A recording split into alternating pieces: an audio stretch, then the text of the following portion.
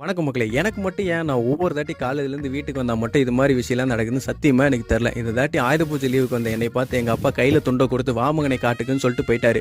நானும் காட்டுக்கு தானே போகிறோன்னு சொல்லிட்டு நானும் ஜாலியாக கிளம்பி போயிட்டேன். அங்கே போய் பார்த்தா தான் தெரியுது, போன தாட்டி பச்சை பசேல்னு இருந்த முச்சோள தட்டலாம் இந்த தாட்டி காஞ்சி போய் காற்றுல சாஞ்சி போய் கிடந்தது. இங்கே என்ன வேலைன்னு கேட்ட வாட்டி தான் சொல்கிறாரு, இந்த சாஞ்சி போன முச்சோள தட்டிலேருந்து முச்சோளத்தை மட்டும் தனியாக பிரித்து குட்டை அடிக்கணும்னு சொல்லிட்டு. ஆகா, இது பெரிய வேலையாச்சுன்னு சொல்லிட்டு நாங்களும் ஒரு 4-5 மணி நேரம் கஷ்டப்பட்டு இருக்க எல்லா முச்சோளத்தையும் பறித்து குட்டை அடித்து முடிச்ச வாட்டி ரெஸ்ட் எடுக்கலாமேன்னு சொல்லிட்டு மரத்துக்கடையில் உட்காந்து ஏதோ ஒன்று என் காலில் ஏறமா இருந்தது. என்னடா நானும் பயந்து போய் எட்டி பார்த்தா தான் தெரியுது, நம்ம பையன் அவனோட டாப் ஸ்பீடில் அவ்வளோ க்யூட்டாக என் மேலே ஏறிட்டு இருந்தான். சரி, இவங்க பார்க்கவே செம க்யூட்டாக இருக்கானே, உங்ககிட்ட காமிக்கலாமேன்னு சொல்லிட்டு கையில் எடுத்து வச்சு வீடியோ எடுக்க ஆரம்பித்தவன் தான்.